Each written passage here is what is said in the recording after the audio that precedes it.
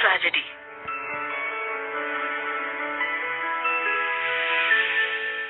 देव, देव तुम ठीक तो हो ना? देव। घबराई हुई आशी दौड़कर गिरे हुए देव को उठाने में मदद करने पहुंची, पर ये क्या? देव ने उसे जोर से धक्का दिया और वो संभलने की कोशिश करते हुए लगभग जमीन पर ही गिर गई। Get lost! तुम्हारा इससे कोई मतलब नहीं। दुष्ट घटिया औरत, मुझे छूने की कोशिश मत करो। जरा भी मेरे पास मत आओ तुम।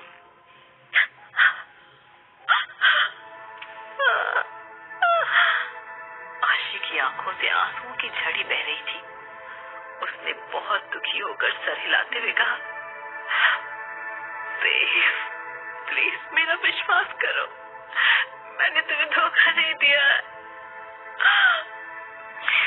मेरे और उसके बीच अब बिल्कुल भी कोई रिलेशन नहीं है। विश्वास करूं, वो भी तुम्हारा, कि तुम अभी वर्जिन हो, प्योर हो। देव ने अपने निचले होंठ से होंठ पोंछते हुए उसका मजाक उड़ाया। आशी कुछ भी जवाब दिए बिना नीचे देखती रही। तुम कुछ बोलती क्यों नहीं? क्या ये गलत कह रहा है? देव ने अपनी नफरत भरी आंखों से सवाल किया। नहीं, ये ठीक कह रहा है।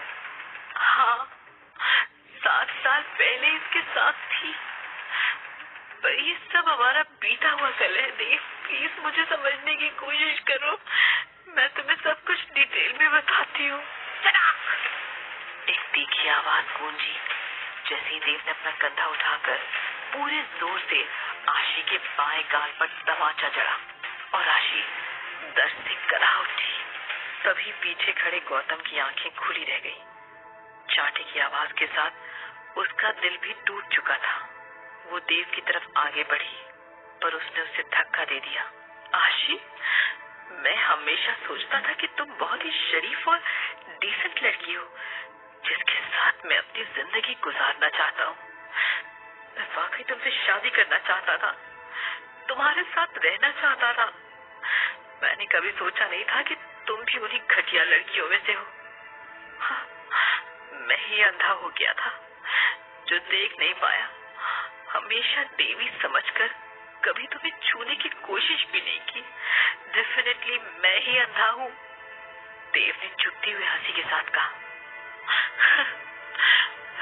तुमने मेरे साथ खेल खेला? हाँ देव, तुम मुझे मारो या गाली दो, इससे मुझे कोई फर्क नहीं पड़ता। तुम्हें कितनी गहरी चोट आई है, पहले चलो हॉस्पिटल चले। आशी धीरे धीरे उठी देव की हेल्प के लिए, पर उसने फिर से उसे धकेल दिया। छुओ मत मुझे, अपने गंदे हाथों को मुझसे दूर रखो। कहीं नहीं जाऊंगा तुम्हारे साथ।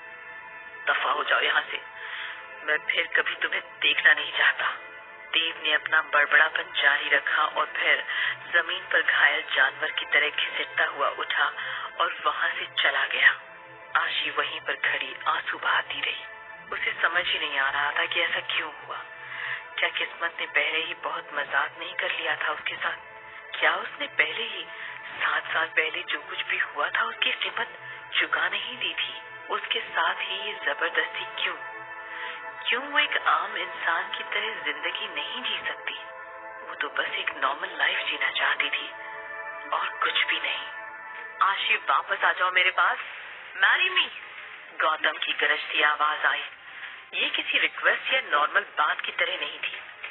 ये एक ऑर्डर था जिसमें न करने की कोई गुंजाइश नहीं थी। आशी को पता था कि गौतम आहूजा की फैमिली बहुत ही पावरफुल थी। आहूजाज का बहुत बोलबाला था उनके इलाके में और कुछ लोग तो उन्हें भगवान भी मानते थे। इसलिए वो फैमिली अपनी मनमानी करती थी।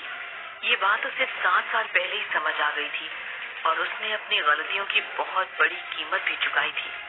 ऐसा लगता था कि उसकी ही तरह गौतम भी उस सबसे बाहर नहीं आ पाया था।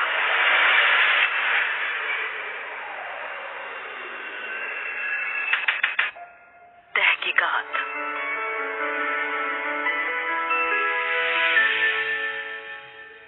आशी को बिल्कुल याद नहीं कि वो कैसे वापस घर पहुंची। एक लंबे समय तक अंधेरे में बैठी रही और जो कुछ भी अभी हुआ था वो उसे एक सपना सा लगा।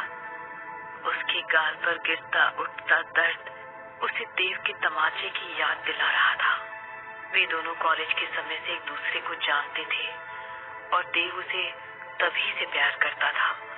और काफी सोच विचार के बाद ही आशी ने देव को डेट करना शुरू किया था। वो कोई भीड़ से अलग लड़का नहीं था, पर वो आशी के साथ बहुत ही अच्छा था। इसलिए आशी को लगता था कि वो अपनी बाकी की जिंदगी देव के साथ गुजार देगी। उसने कभी ऐसा नहीं सोचा था, वो भी ऐसे नाजुक समय में। लग रहा था कि गौतम ने उसकी जिंदगी उलट पलट कर दी थी। थोड़ी देर में होश आते ही उसने अपना सेलफोन चेक किया। उसमें 1 दर्जन से भी ज्यादा मिस्ड कॉल्स थी, सब प्रिया की। 3 मैसेजेस भी थे व्हाट्सएप में। आशी, तुम फोन क्यों नहीं उठा रही हो? कुछ हुआ है क्या? आशी, गौतम तुम्हारे जाते ही यहाँ से निकल गया था। क्या चल रहा है तुम दोनों में? क्या वो तुमसे पैचअप करना चाहता है? आशी, कुछ तो जवाब दो। Are you okay? आशी के पास हजारों शब्द थे जो कि वो बोलना चाहती थी, पर वो इतनी ज्यादा निराश थी कि उसका कुछ भी बोलने का मन नहीं था। कुछ सोचने के बाद उसने एक मैसेज का जवाब दिया। मैं थोड़ी थक गई हूँ आज, तुम्हें दोबारा मिलते ही बताऊंगी। मैं बिल्कुल ठीक हूँ, तुम मेरी चिंता मत करो। प्रिया का वापस जवाब आया, ओके, तब ठीक है। मुझे लगा कि पता नहीं क्या हुआ। वैसे भी कुछ चीजें हैं जिनका सामना तुम्हें करना ही पड़ेगा। किसी को नहीं पता था कि आशी और गौतम के बीच क्या हुआ था, प्रिया के सिवाय। आशी की बेस्ट फ्रेंड होने के नाते प्रिया गवाह थी आशी और गौतम के बेइंतहा प्यार की। बदकिस्मती से उस घटना के बाद दोनों के रास्ते अलग हो चुके थे। आशी ने दोबारा अपना फोन उठाया और देव का नंबर डायल किया, पर उसका फोन बंद था। वो जानती थी कि देव के लिए सब कुछ बहुत अचानक और बिल्कुल बर्दाश्त करने लायक बात नहीं थी। ये आशी का पास था, पर देव उसकी कीमत चुका रहा था। जाने किसकी गलती थी। अंधेरे में आशी ने हल्की सी आह भरी। उसे पता था कुछ बातों से हमेशा के लिए मुंह नहीं मोड़ा जा सकता है। इन बातों को नजरअंदाज भी नहीं किया जा सकता। शहर से थोड़ा दूर अपर क्लास सोसाइटी में एक सिल्वर ऑडी आ रही थी, बहुत ही हाईफाई इलाके में, और लगभग 12 सिक्योरिटी गार्ड्स ने रिस्पेक्ट में सर झुकाया। हल्की सी टायर की चीख के साथ कार उस बड़े से बंगले के सामने रुकी और गौतम तने हुए चेहरे के साथ उसमें से बाहर निकला। दरवाजा खोलकर वो अंदर आया। मिसेस आहूजा जल्दी से खड़ी हुई मुस्कुराते हुए बोली, गौतम आ गए वापस? तुम्हारे पापा और मैं डिनर के लिए तुम्हारा इंतजार कर रहे थे। चलो अब जल्दी से हाथ मुंह धोकर फ्रेश होकर आओ। गौतम ने जवाब नहीं दिया और वो सीधा डाइनिंग टेबल पर जाकर अपने पिता महेंद्र आहूजा के पास बैठ गया। उसने अपने पिता को अजीब नजरों से देखा। पापा, मुझे कुछ पूछना है आपसे। क्या हुआ? अपने बेटे का ये सवाल सुनकर महेंद्र आहूजा कुछ अनईजी से हो गए। उस समय मुझे और आशी को अलग करने के लिए आपने क्या किया उसकी फैमिली के साथ?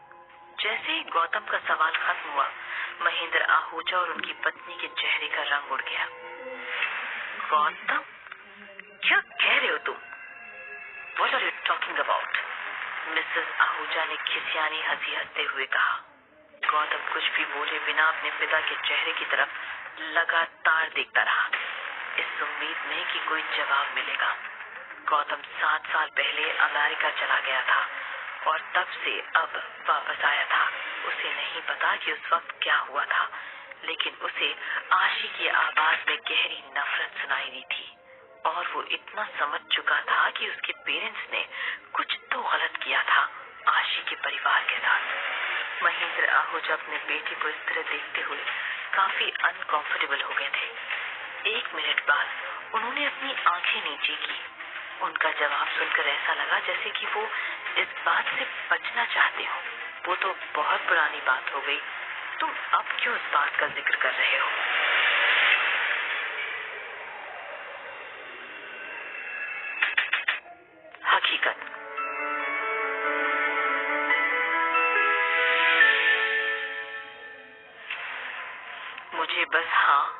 या ना में जवाब चाहिए। ये कहते कहते गौतम का चेहरा सर्द ठंडा पड़ चुका था। गौतम, हमने जो किया तुम्हारे भले के लिए ही किया। वैसे भी वो सब बीती बातें हो चुकी हैं। बस अभी मिसेस आहूजा की बात पूरी भी नहीं हुई थी कि गौतम पैर पटकते हुए खड़ा हुआ। पता था मुझे, उसे अपनी माँ की इस बात में वो जवाब मिल गया जो उसे चाहिए था। वो एक्सपेक्ट कर ही रहा था ये सब। गौतम वहां से एक भी शब्द बोले बिना सीधा अपने सेकंड फ्लोर पर बने कमरे की तरफ चला गया। गौतम, प्लीज सोने जाने से पहले खाना खा के जाओ। मिसेस आहूजा ने अपने बेटे को जाता हुआ देखकर प्यार भरी आवाज में कहा। लेकिन ये क्या, गौतम तो उनकी बात को अनसुनी करके सीधा आगे ही बढ़ता गया। महेंद्र, गौतम क्या अभी भी उस लड़की के जाल में फंसा है? इतना समय बीत गया और अब तो फाइनली घर वापस आया है। ओह, कहीं कुछ गड़बड़ ना हो जाए। क्या लगता है तुम्हें? मिसेस आहूजा अपने बेटे के इस एटीट्यूड से थोड़ा घबरा गई थी। 7 साल बाद उनका बेटा फाइनली वापस आया था और वो बिल्कुल नहीं चाहती थी कि उनके और उनके बेटे के बीच में कुछ भी बिगड़े, जैसा कि पहले हो गया था। सब उस लड़की की वजह से। नेवर माइंड, छोड़ो उसे। वो बड़ा हो चुका है और अपने फैसले खुद ले सकता है। इसके साथ ही महेंद्र आहूजा ने अपनी चम्मच उठाकर गुस्से से खाना शुरू किया। गौतम वापस अपने कमरे में गया। अपना सेल फोन उठाकर एक नंबर उसने डायल करना शुरू किया। मुझे जल्दी से चेक करके ये बताओ, उसने एकदम कहा और फोन काट दिया। फिर उसने धीरे से एक ड्रॉवर का ताला खोलकर उसमें से एक पीली पड़ती हुई फोटो निकाली। उसमें एक पोनी टेल वाली लड़की का फोटो था। वो बहुत ही खूबसूरत थी और उसके नैन नक्श बहुत गढ़े हुए थे। जब वो हंसती थी तो उसके गालों में गड्ढे पड़ जाते थे। उसने नॉर्मल सी स्कूल ड्रेस पहनी हुई थी। उसके बावजूद वो बहुत ही ज्यादा सुंदर दिख रही थी। आशी, मैंने तुम्हें बहुत मिस किया, उसने धीमी लड़खड़ाती आवाज में, दीवानों की तरह प्यार में पागल आवाज में कहा। उस फोटो के साथ जुड़ी यादें उसे 7 साल पीछे ले गई। नीला आसमान, उस पर टूटे टूटे सफेद बादल, स्कूल का वो प्लेग्राउंड और वो लड़की जैसे वो बेइंतहा मोहब्बत करता था। अगली सुबह आशी ने सुबह जल्दी उठकर हॉस्पिटल जाने के लिए बस ली जहां वो काम करती थी। अपना काम खत्म करने के बाद उसने सूप का डिब्बा उठाया और देव को ढूंढने निकल पड़ी। वो उससे मिलकर उसे कल से रिलेटेड सभी बातें समझाना चाहती थी।